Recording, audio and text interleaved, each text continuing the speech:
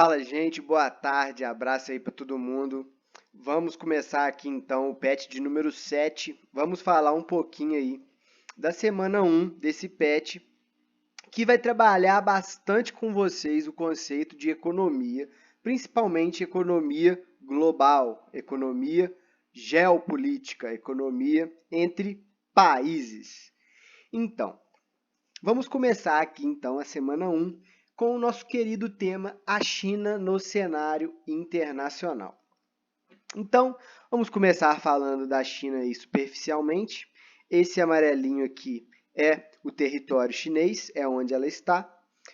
A gente sabe que a China é um país muito grande, um dos maiores do mundo em questão de extensão e o país mais populoso do mundo com o maior número de habitantes, que os dados que estão trazidos no patch aí, que provavelmente devem ser de 2018, são 1 bilhão 419 milhões 257 mil 177 habitantes.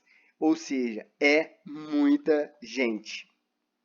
É cerca aí de 8 vezes a população do Brasil. 7 vezes, na verdade. Desculpa, gente. 7 vezes a população do Brasil. Então, a gente vê que dentro desse país aqui, que em questão territorial é pouquíssima diferença assim para o Brasil, mas que a população é 7 vezes maior.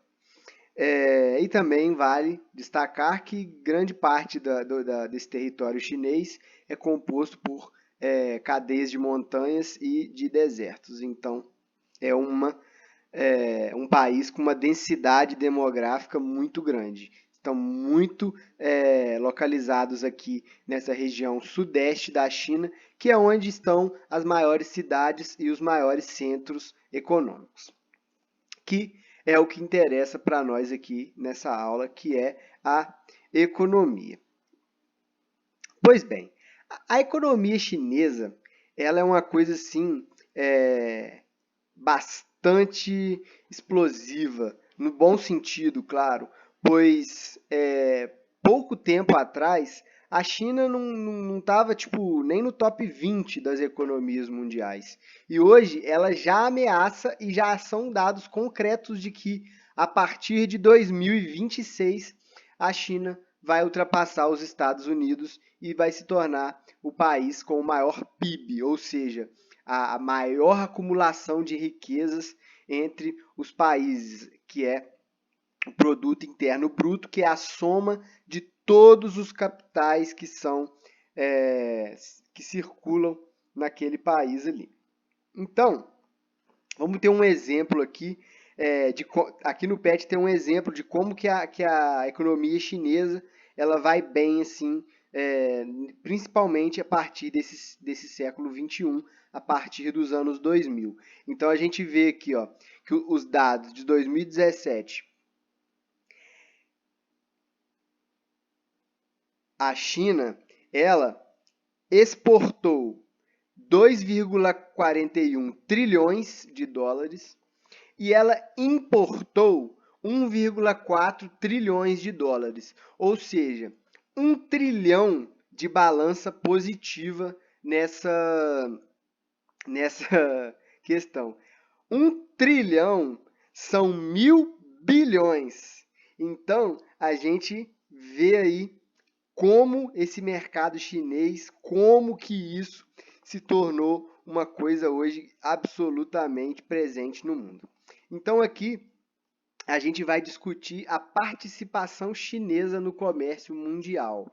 Igual o dado traz aqui, como eu já disse, no século XXI foi o momento que a China se descobriu nesse mercado, que as políticas econômicas de zonas francas na China funcionou e acabou com que a economia global chinesa, a China passasse a ocupar um papel na economia global muito grande. Então a gente vê aqui, ó, em 2000, 20 anos atrás, a participação da China no comércio mundial de bens era de 1,9%.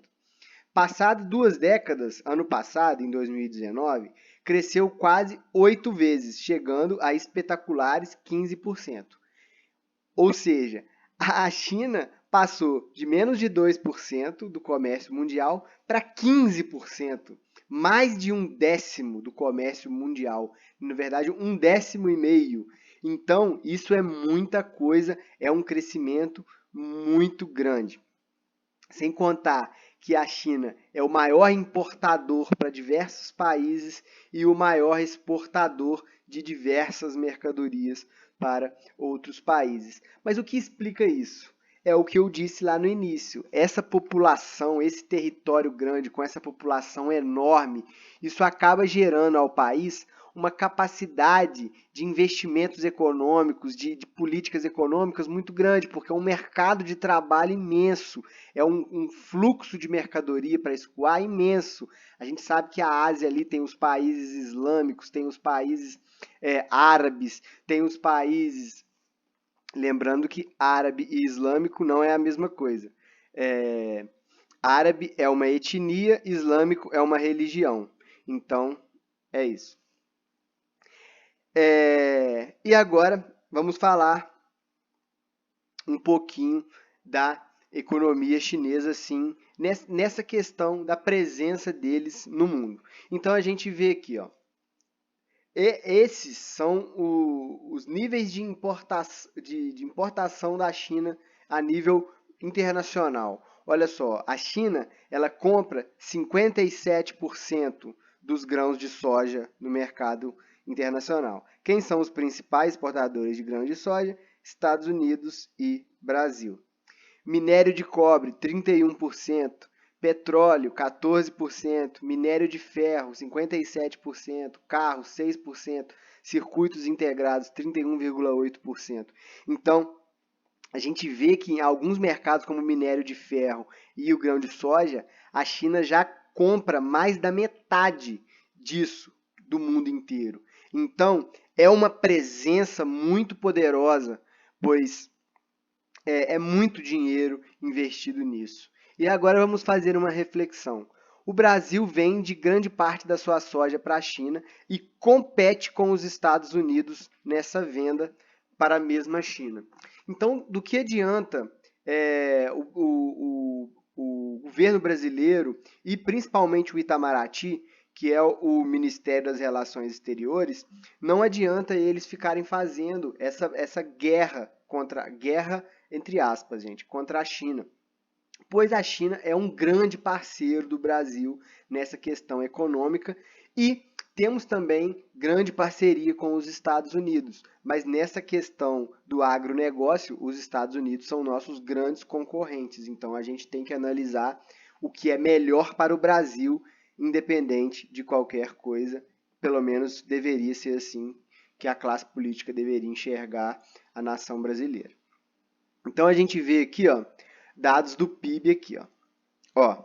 Então a gente vê aqui que em 1998, 22 anos atrás, a China ela tinha um pouquinho a mais de PIB que o Brasil, cerca de 200 bilhões a mais do que o Brasil, um pouquinho a menos de 200 bilhões. E a gente vê agora, 20 anos depois que os dados são de 2018, que a China já está com um PIB de 13 trilhões.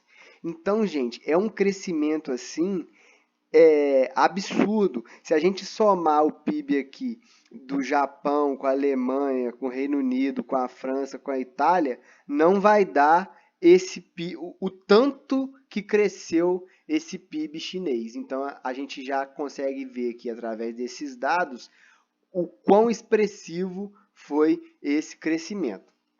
Mas a gente também tem que destacar que foi um crescimento também global. A gente vê que os Estados Unidos cresceu muito, o Japão nem tanto, mas cresceu, a Alemanha cresceu bastante, o Reino Unido cresceu, diversos outros países cresceram porque a economia mundial cresceu. Então aqui, ó, a gente vê também uma evolução partindo lá da década de 90, olha só como é que era o PIB chinês, ó, de 0,4 trilhão, que no caso são 400 bilhões em 90 até a 14,4 trilhões em 2019. Então a gente mais uma vez consegue enxergar aqui, ó, esse gráfico de subida aqui, que é simplesmente inacreditável. E mais uma vez aqui, só que com dados ainda mais antigos, a gente vê aqui nesse contexto histórico como se deu esse crescimento da China. Então a gente vê aqui, ó, 1990, que foi quando caiu o Muro de Berlim e acabou a Guerra Fria, e a China estava ainda muito ligada naqueles conceitos antigos da União Soviética, daquele socialismo antigo, coisa que já não tinha tanta validade. Com a abertura do mercado chinês, abertura do capital chinês, aquela população de bilhões de pessoas,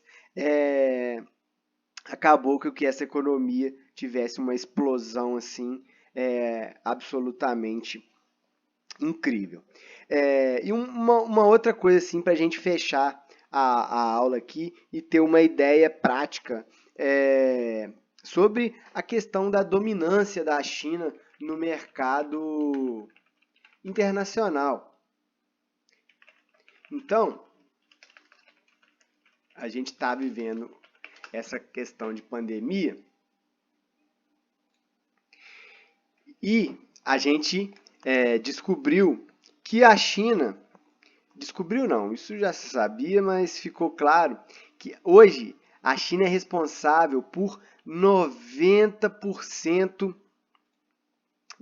dos produtos médicos e hospitalares, máscaras, essas coisas que foram tão utilizados nessa pandemia que a gente está vivendo.